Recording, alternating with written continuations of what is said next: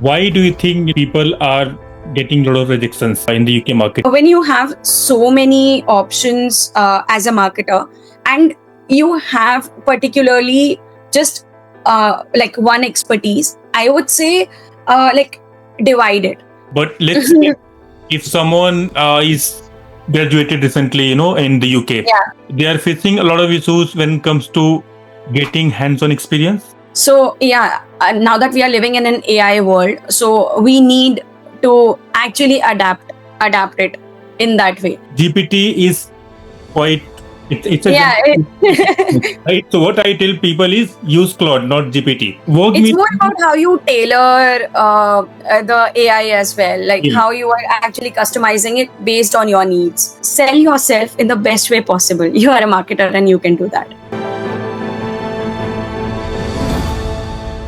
So hi, welcome to the podcast. We are going to discuss the entire journey of yours.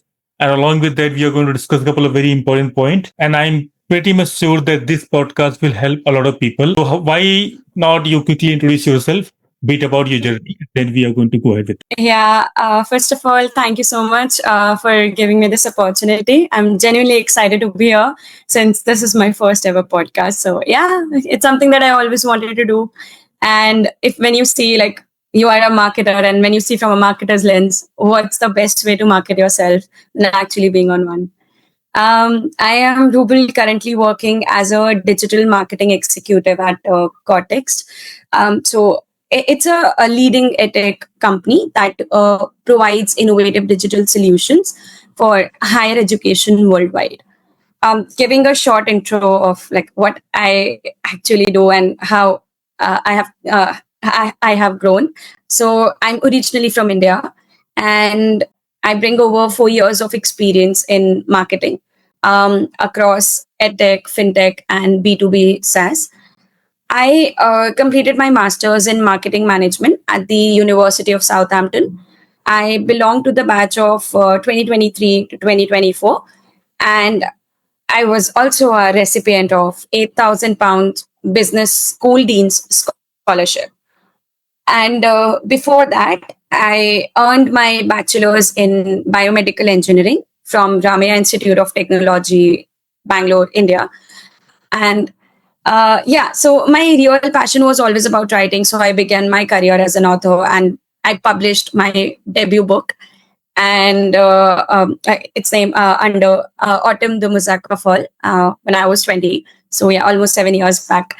And that's where the love for storytelling evolved into the roles in content strategy or UX writing or even content marketing.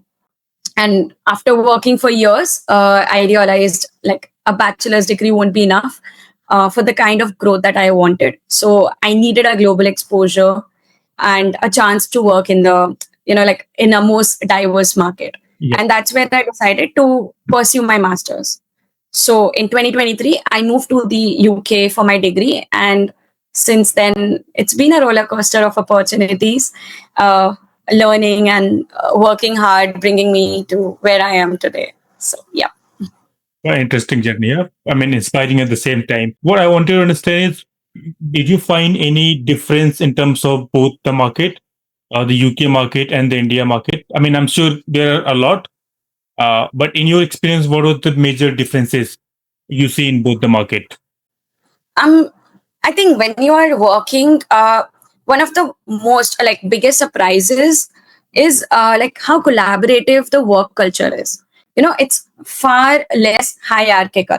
Like then I used to like where I belonged.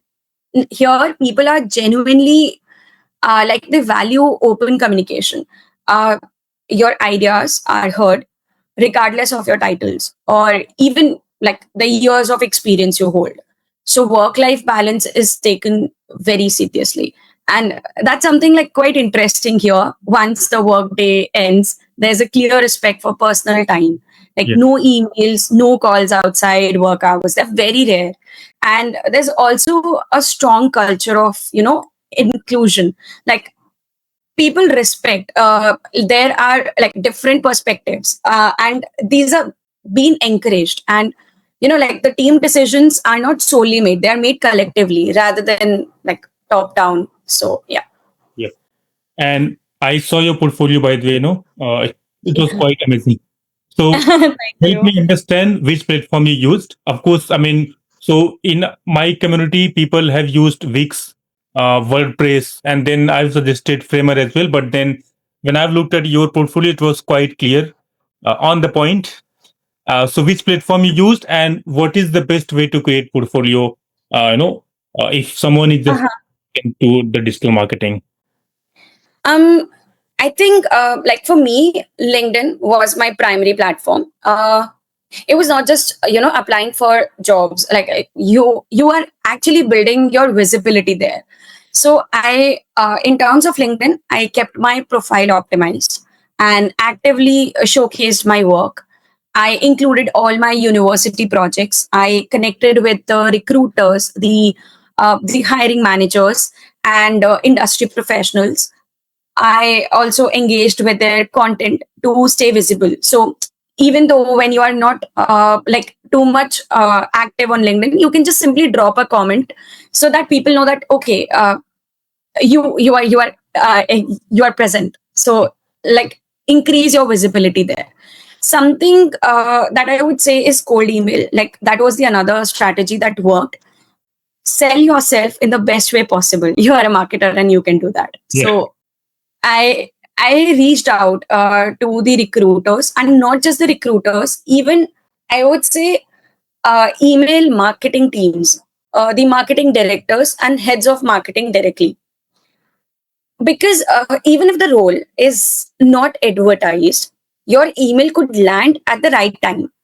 And cold emails, they don't even like they don't always get a higher response rate, but again they can open doors for you. You don't know, like you wouldn't access through the job boards, but this might land you a job Yeah. and help you landing a job. And yeah, when you are building your portfolio, it's a must task, I think, for every marketer. And it's just not in the marketing stream, I would say.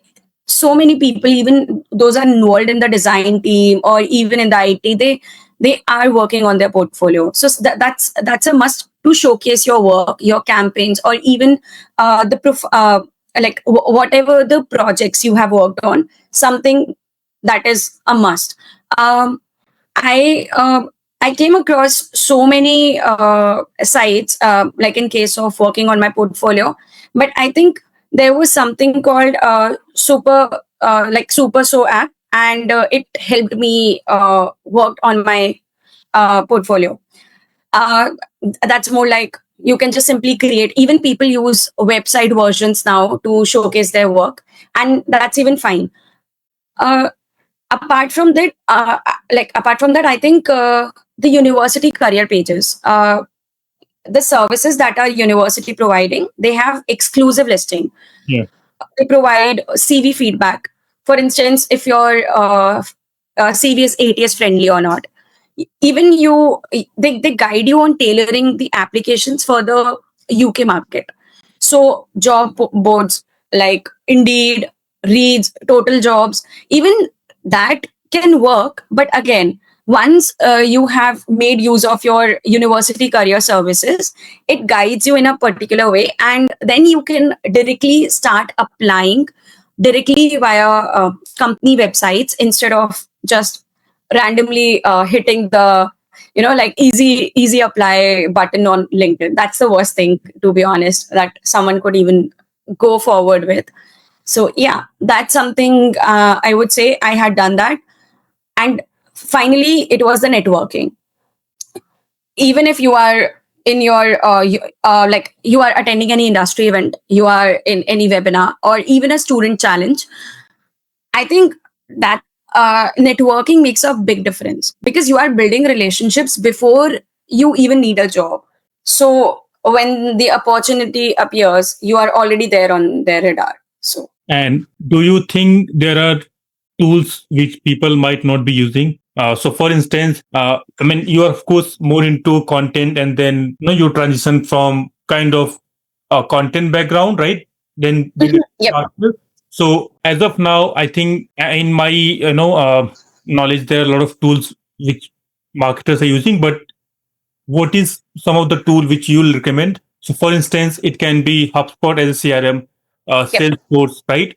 Yep. Google Analytics or Microsoft Clarity. Any tool which you Definitely. recommend, know, which I mean, people should be learning, before even applying for jobs. I think if you're new to the market, or even if you have changed fields, and you are applying as a marketer, analytics, I think Google Analytics and Google Search Console, they are non-negotiable. So they give you the full picture of how people are finding and engaging with your content. So must, like, you can even have the courses. You can enroll into their courses and like learn it even from the scratch. If it is required as a beginner, go for it. Yeah. Learn the basics. For keyword research, competitor analysis, there are so many other tools. For instance, SEMrush, one of the finest tools. Then there's Moz, which is for keyword research. There's Ahrefs, BuzzSumo. These are like some of the incredible tools which I've been using from the start.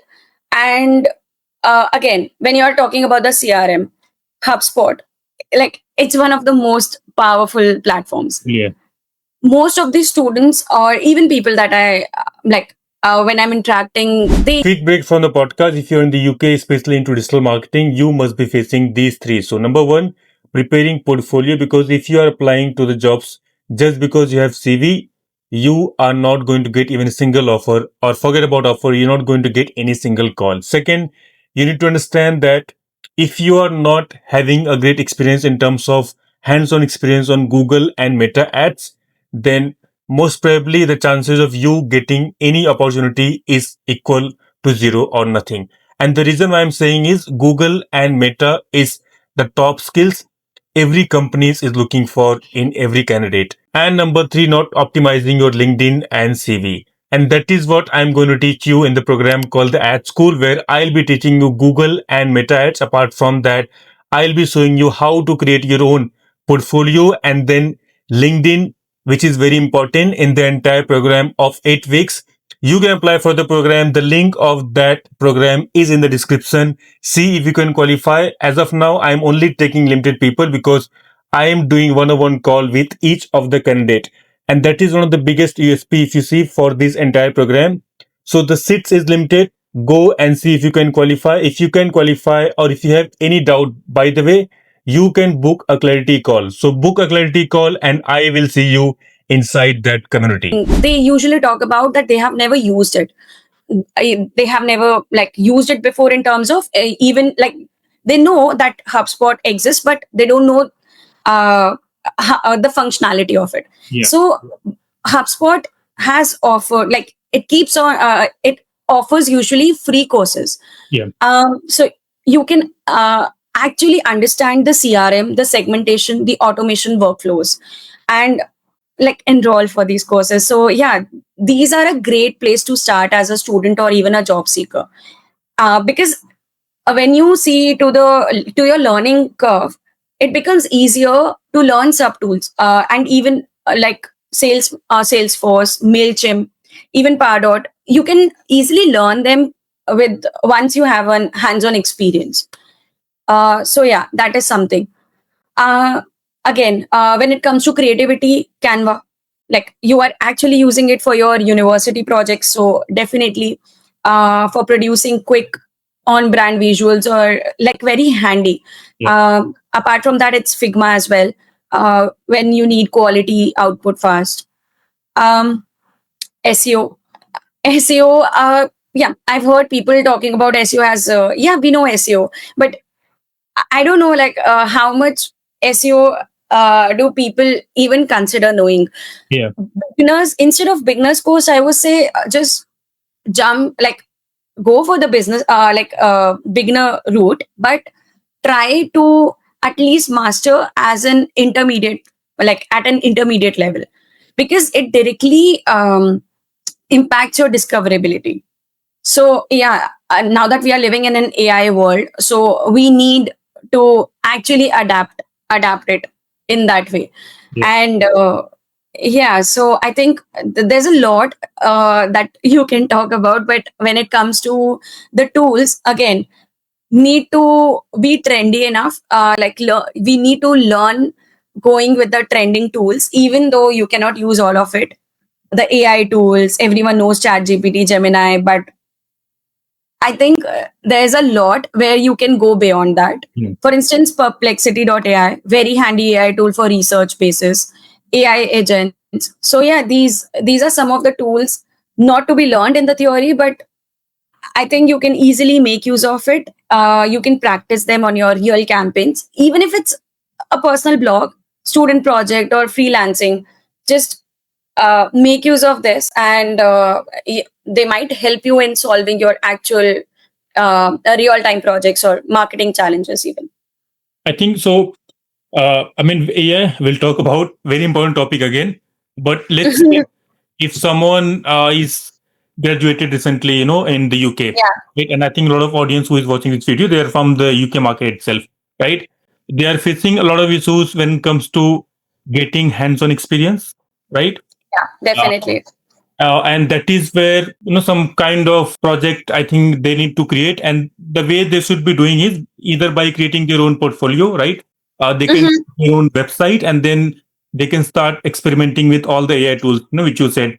Yep. There are a lot of agentic features and AI updates, which is literally like happening every day. But it is a bit difficult for them to track all the AI tools. But I think to begin with, as you said, GPT is quite. It's a Yeah. right. So what I tell people is use Claude, not GPT. Right. Yeah. GPT always ignore Claude, Mistral, and then Perplexity.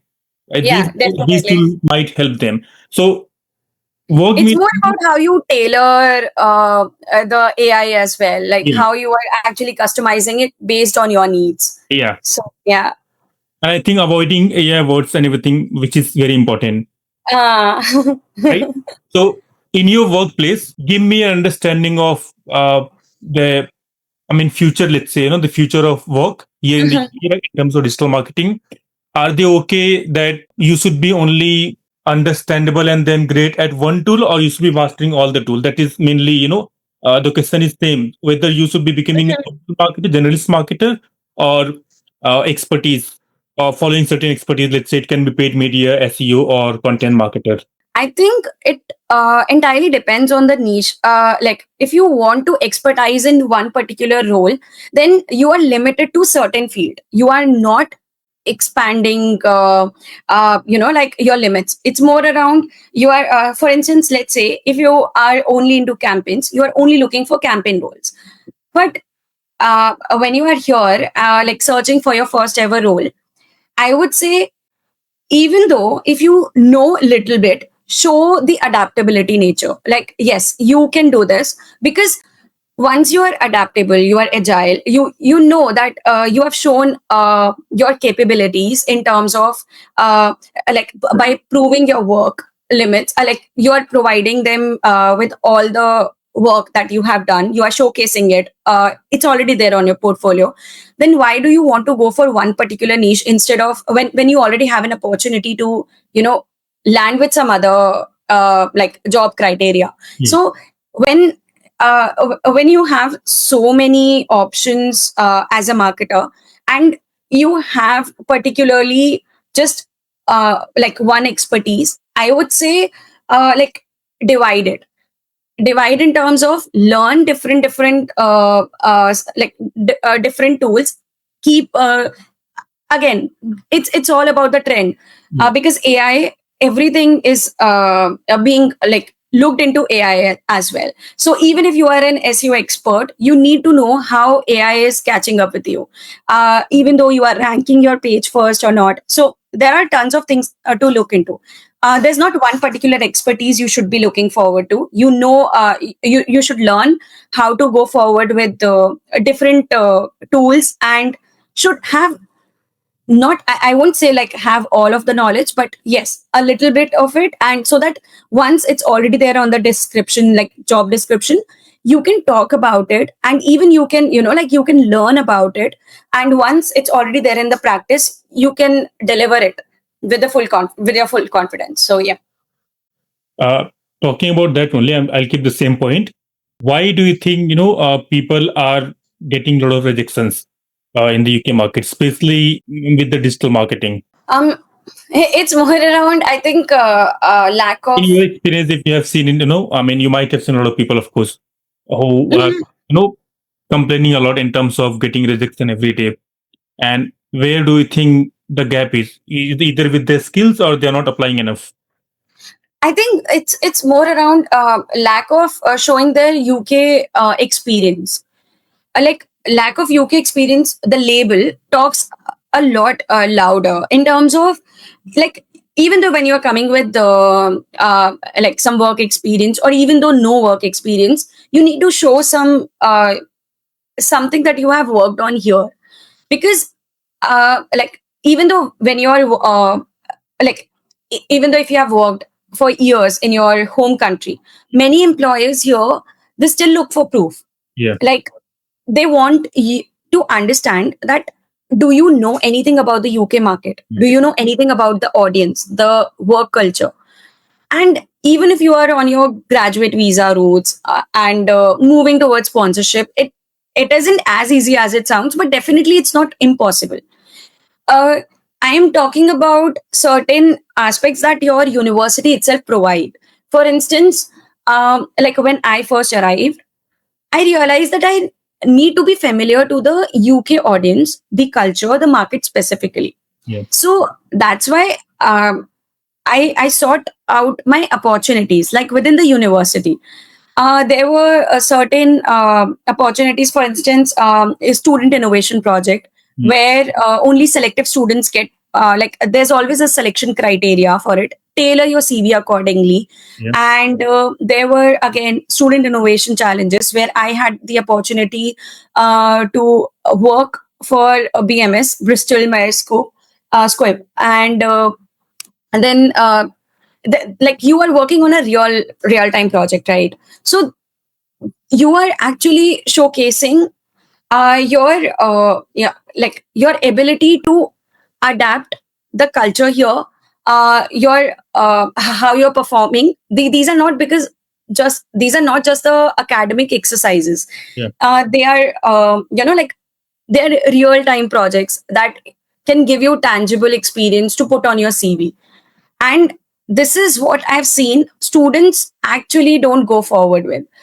Sometimes it's like they'll be like applying online, sitting on, and they're just applying, but where's the like where's the work? Like, what do you want to showcase them the projects, right? Like, where's the project? And you need to showcase every single thing that you have tried Yeah. while being here in the UK, and not just on the basis of the theories, so it's all always in the like, it should be there in the paper, and on the results should speak louder.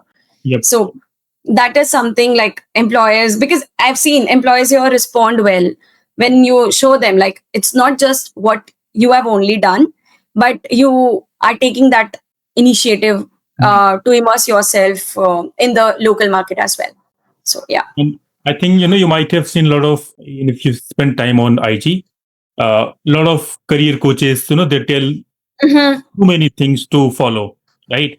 And I have like few people always come up with that thing that okay, they are saying this. How about we follow this, reaching out to this, and all those technique, which I believe is, I mean, these techniques might not be relevant to digital marketing. They might be good in other field, but not in digital marketing. So in digital marketing, so you stated this point earlier, that you need to follow certain technique, when you start applying, right? And Mhm. one of the big challenge, by the way, and that is why I'm trying to focus on this, entire conversation on applying jobs and then getting Yeah. on, right? Apart from applying, so let's say you apply for the job, you reach Mhm. out to head of the, I mean, marketing, right? The Mhm. department. You reach out to HR as well through cold email, right? Yeah. Do they need anything else? Yeah, yeah, again, like, you have a portfolio to showcase. You have your LinkedIn profile optimized. You have like, even when you are reaching out to them, it all depends on the content as well, like how you are actually approaching them. So even in the email, uh, what kind of strategy are you using? Yep. Like it should be very short, and it's more like you are coming to the point, because the head of marketing, the directors, they don't have time to read. Time to, yeah. So yeah, so it's more like when you are reaching out to them, it should be clear, like this is what I have, this is the opportunity I'm looking forward to, and XYZ.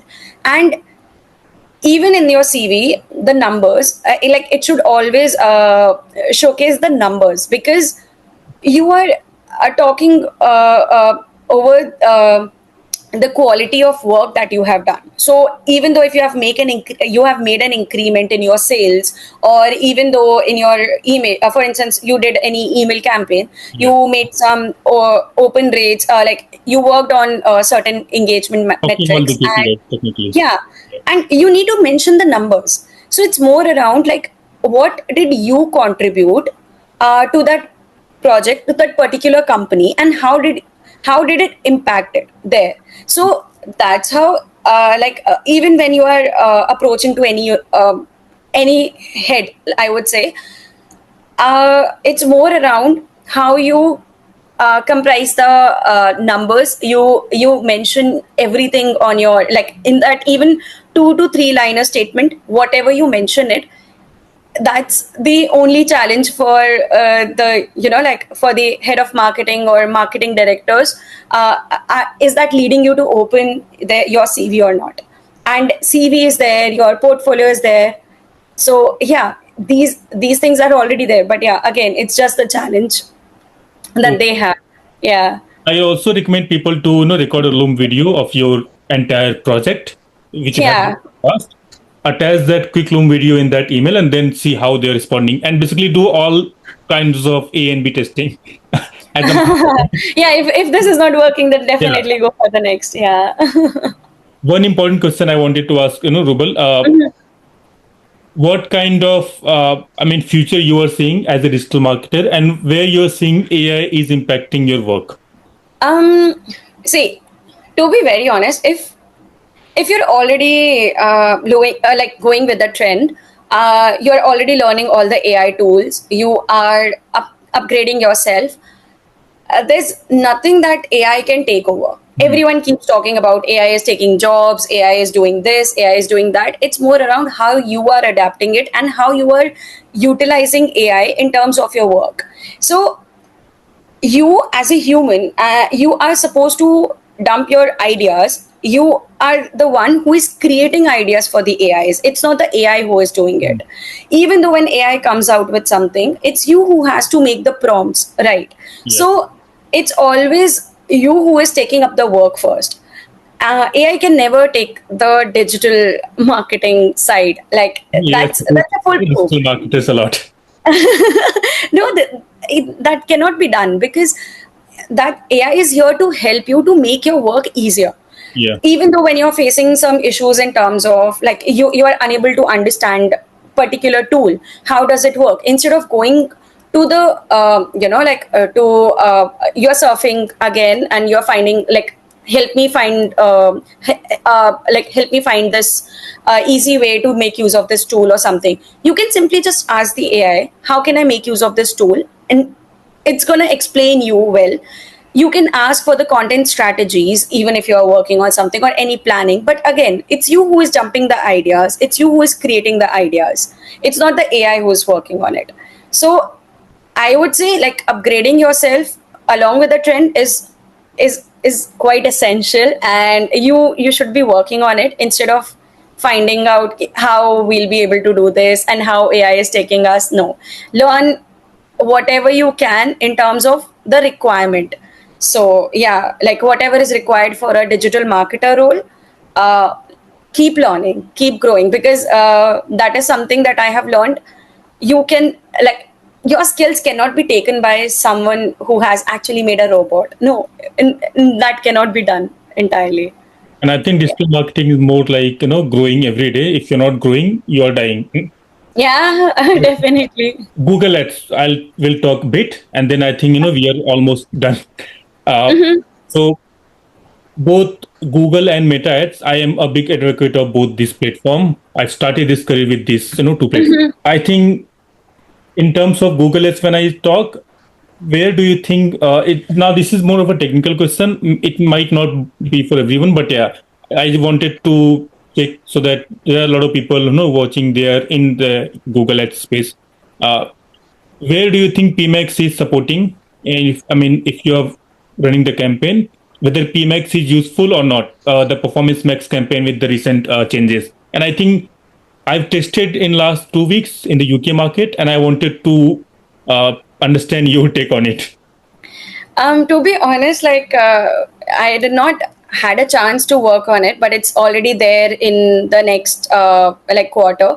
So I am maybe not the right person to answer that question because I haven't started working on it yet.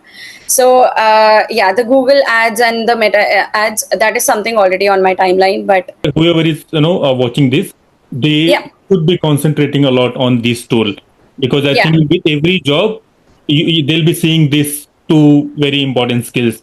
Which, Yeah, I think there's again still I started my course as in terms of learning Google Ads and how do they work and how can I make use of it. I preferred there were free LinkedIn courses as well, but there were some paid courses as well, and that once you are learning again, you need some hands-on experience yeah, back again, because you can't just have it in your theory.